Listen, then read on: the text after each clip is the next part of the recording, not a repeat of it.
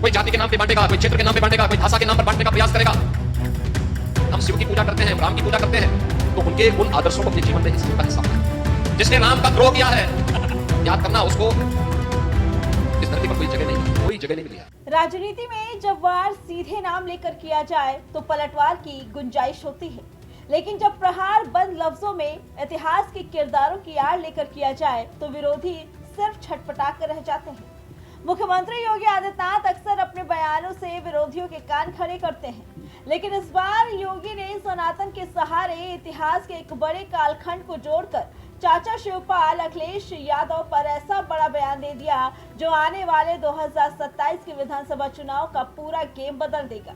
योगी ने साफ कर दिया कि भारत का डीएनए सिर्फ और सिर्फ उसके आदर्श राम है।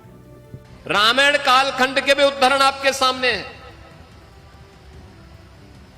मारीच है,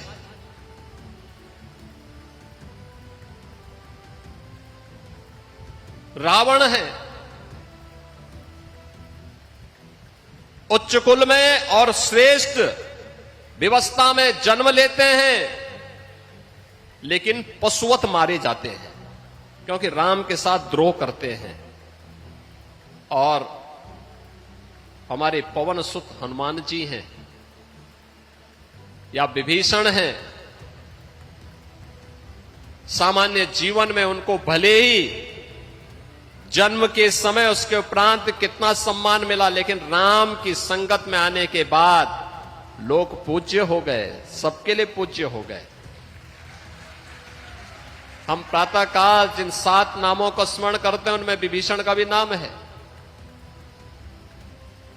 हमारे यहां हर समस्या का समाधान हम किसी को मानते हैं, आप देखते होंगे, और हम लोग बचपन से इस बात को देखते रहे हैं।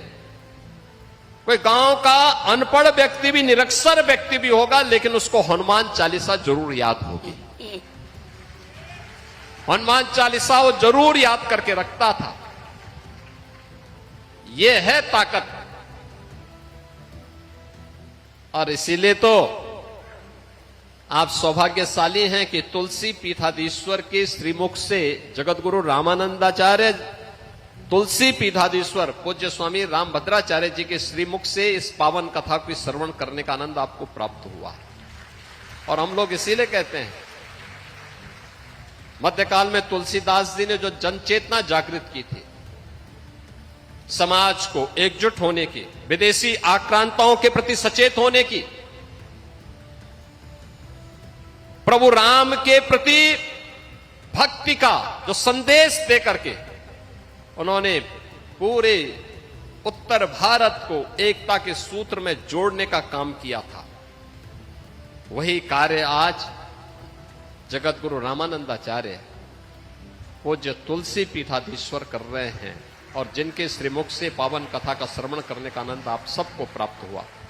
योगी यही नहीं रुके, उन्होंने इस चाचा वाले तंज को सीधे आज के लव जिहाद और लैंड जिहाद से जोड़ दिया। उन्होंने साफ कहा, जो खर और दूषण इतिहास में कर रहे थे वही लैंड जिहाद आज हो रहा है, और जो लोग भारत के प्रति निष्ठा नहीं रखते उनके लिए ये धरती कोई धर्मशाला नहीं है।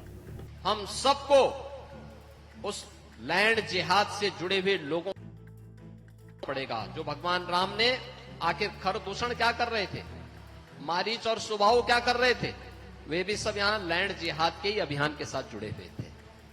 जबरन कब्जा कर लेना, जबरन किसी भी जमीन को खाली देखा उसमें अपना तंबू गाड़ दिया, ये सब बंद हो जाना चाहिए। भारत की धरती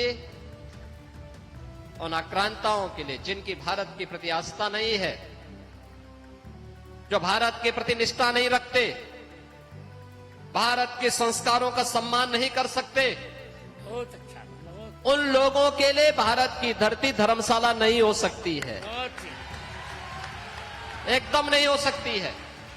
योगी आदित्यनाथ का ये बयान आने वाले समय में कौन सा रंग लाता है और इसका विपक्ष पर क्या असर पड़ता है, ये तो देखने वाला रहेगा। फिलहाल इसके बारे में आपका क्या कहना है, हमें कमेंट करके जरूर बताइए। Bureau report, prime TV.